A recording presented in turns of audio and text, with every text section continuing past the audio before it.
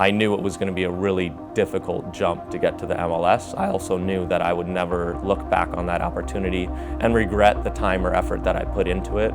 That at the minimum, I would look back and say, you know what, I tried my hardest, but it wasn't in the cards for me. That would have been the only time. Other than that, I've never been willing to chase soccer for my own want or anything. I didn't want to ever uproot my family just to chase another year here or there in a city that I don't particularly love.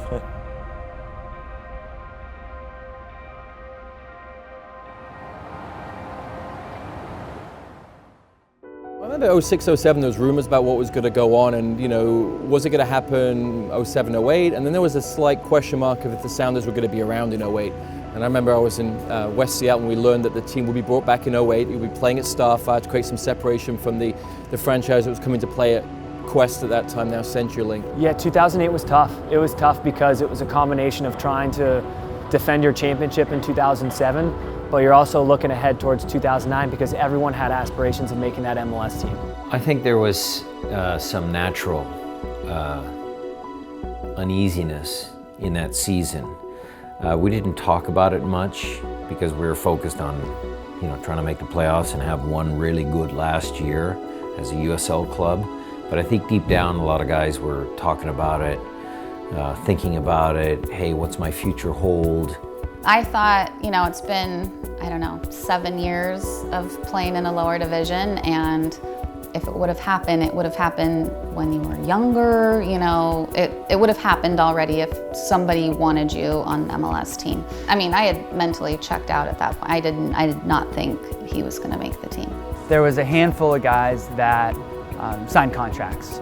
Taylor Graham, Sebastian Letou, Chris Islander. I mean, there was a group of guys who knew that they were going to make the transition to the MLS team. Zach and I were in a position where we did not.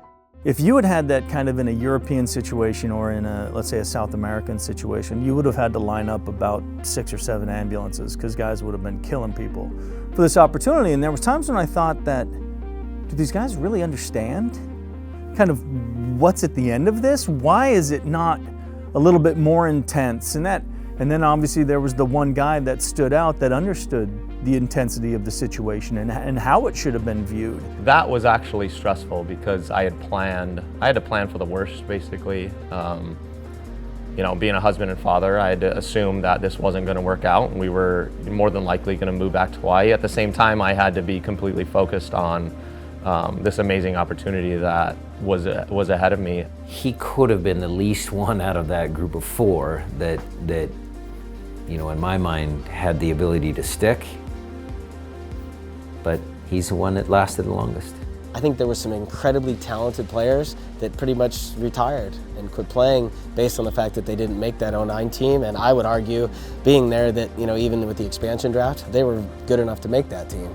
You know, Ziggy's choice. You know, and again, the fact that Zach and Roger and Taylor, good character guys, were the ones that got in that mix, you know, it was big time. I think it was a bit of a bonding experience between me and Raj as well, because we were kind of in that same, just hold on for dear life, last one more week, get through one more cut, and, you know, maybe we can do this together. And it was fantastic. I wouldn't change any part of that. It's, I guess it kind of makes me who I am, just, you know, a guy who's probably stubborn than most and willing to do whatever it takes to succeed. Any coach will tell you that if you have a player who never stops trying to be his personal best, you will eventually find time for that guy. Okay, sure, there is a ceiling at some point. Guys, you know, they are who they are. But when you have an athlete like Zach is, you have a guy with some of the qualities that you need at times in games, that hard-nosed, tough, you know, take no prisoners type of defender. You take a guy who really worked at his, you know, passing, the technical side of the game, and it was only a matter of time before he won Zig over. I mean, that's just Zach being Zach. Even if Zach is not in your penciled in starting 11, at the end of every year he's going to be relevant, and he's done that throughout his 15-year career with the Sounders. And that was exactly the case with the home opener against New York. He signed his contract a couple days prior. A couple guys weren't fit. next thing you know, he's starting in front of 35,000 people and winning 3-0 at home. That has happened more times than people realize. That not only did he start in the inaugural MLS game against New York, I believe he started the next game the next year as well. And he may not have been number 1 or number 2 on the center back depth chart, but yet there was still, when push came to shove, big games, he was ready, available, and he had won and earned his starting spot in those games. Zach would show up every preseason fit. I think he would laugh about the fact that every year they try to replace him and bring in another center back, and at the end of every year he's been starting in the playoff. His perspective and what I heard him say over time was, I'm going to make it as hard as possible for you not to play me in relevant matches. We always used to make the joke of there's certain players on certain teams who they've played against Zach one time and Zach has absolutely shut them down. The next time we play against those teams, those guys would never come by Zach again. And there's a couple guys in the league I'm thinking of that, I'm sure the fans probably know it too, where Zach's absolutely just shut them down. And these are good players. And because Zach doesn't care. If you're a rookie or if you're an all-star, he's going to tackle you the same way and be on your case. So I think that's his game. Omar was a good friend of mine, Omar Gonzalez. And whenever we sit down, he always talks about Zach and how strong he is. And Omar's a very, very strong guy himself. And for him to say that about another guy and to kind of get tossed around, it says a lot about Zach and his strength. And we call him, he's a superhuman. Well, I love watching Zach go against Robbie Keane because Robbie Keane in particular is going to let the referee know if there's any contact. There was first leg of playoff. There was 4 or 5 times where Zach was on a yellow and had a couple questionable tackles, and he plays one way. He goes in hard, he tackles hard. Zach always relished the opportunity to defend against Oba and Clint. All the other guys, they would do it, but they were our stars and they were kind of like, hey, look, we don't want to injure them in practice. But Zach always D'd up against Oba and Clint. And that mindset is what carried him to the longevity in his career. More than anything, it was a personal thing. I mean, I knew that if I continued to stay healthy, the biggest thing I could show the coaches was to be available and reliable. So as long as I was staying healthy, number one, because there is a lot of injuries in the sport, obviously, and then number two, if I knew that I was improving year to year, I knew it would all even out. If Zach retired after the 2011 season, I'd have understood it. I'd have said he's had a long career, his body's beat up and he's done. Maybe he's lost a step and it's just time to go. But then he comes back in 2012 and he's better. And then it's like, okay, after 2012, okay, Zach, you've done well again, you've proved us wrong, you've lost a step, it's time to go. Comes back in 2013 and he's better. And then 2014, same thing, helps the team win a Supporters' Shield. And he always comes in never as the first choice centre back, never as a guy that's going to play much, and he always ends up playing a bunch of games. It's like you're rooting for him. He's found ways to reinvent himself. It's not so much waiting for him to quit, it's more rooting for the guy to keep going because he's a hometown boy now. He just embodies everything that you want a club icon to embody. And that's what you want them to have, is values. Number one is putting the crest above himself. I think he could have walked away at any moment and decided to stay on and do another year and do another year.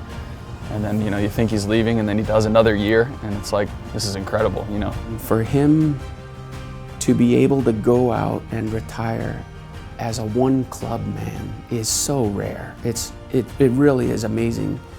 And I'm happy for him, and it couldn't be any better. I think the bigger thing was just getting my family to understand that this was it, because that's always been my biggest goal, to be honest with you. I didn't grow up saying that, I wanted to be a professional soccer player or anything like that. It was just something that kind of, not necessarily fell onto my plate, but it was something that just slowly but surely became more of a reality the longer I played. So it was always my goal to just play long enough that my kids would remember it. That was it. That was my only goal, to just play long enough so that they would remember what a special time it was for us as a family. So when we kind of decided as a family that this was it, that was the first thing I wanted to do, was make sure that they understood that hey, this is the last hurrah. You know, it was fun while it lasted, but you know, we're gonna move on as a family together. The kids getting to be a part of it for so long is nice. I mean, they all should remember him playing soccer. It's been a part of their lives, their whole lives. It's all they've ever known. And so, you know, when they don't get to do that anymore after soccer games, they might have a little bit of sadness towards it, you know, or I hope they look at it and be like, that was really cool that we got to do that, you know. Hopefully we'll get to do it again. I think, you know, maybe Brad or Chad will bring us down, carry me over the railing the same way I carry my kids. He's symbolized the changing path of the Sounders from going from 3,000, 4,000, 5,000 people in the stands to 45,000 people in the stands. He's been there every step of the way, and again, he's been Mr. Consistency, Mr. Stability for the Sounders. I think Adrian and Brian and the staff who have been around him and the players who have been around him for many years are just very proud. Being around Taylor Graham, Roger Levesque, Zach Scott, Sebastian Letou, Brian SCHMETZER, and if I missed anyone, I'm sorry, but these are the guys who kind of were the holdovers from the USL team. You would hear the differences, you know, 2,500 fans would be a great turnout. They would always tell me, you don't understand how good you have it. Like, not only in terms of where MLS is now, but the A-League and the USL, like, there's guys who have paid the price for you to be able to have what you have now, and Zach's one of those guys. He's been slugging it in Seattle since 2002, like, just with, you know, on whatever kind of contracts they were given back then, I can't even imagine, and purely for the love of the game. The USL was not a glamorous lifestyle. It was a grind. We had 2 games in 2 days, and you had 2 different time zones. We had a game on a Saturday night in Minnesota at 7 o'clock, and we kicked off at 1 p.m. in Montreal the next day. Or you travel with 16 players for a 3-match road trip on the East Coast, and you're bussing between games and 3 matches in 5 days. That mentality of just competing, that's what Mr. Sounder means to me. And it doesn't matter whether there's 45,000 people watching a game or there was a couple thousand in the USL days, whether it was Quest or Starfire. He did the same every single game, no matter whether someone was watching or not. And the sheer tenure that Zach Scott has had with that consistent perspective is what it means to be Mr. Sounder. I'm more than happy with the way things have turned out. And I guess I always thought that when I decided to retire, I would feel like I didn't have it anymore, like I couldn't play. And that's not the way I feel now, but I also feel like that's a better way of ending it, I guess.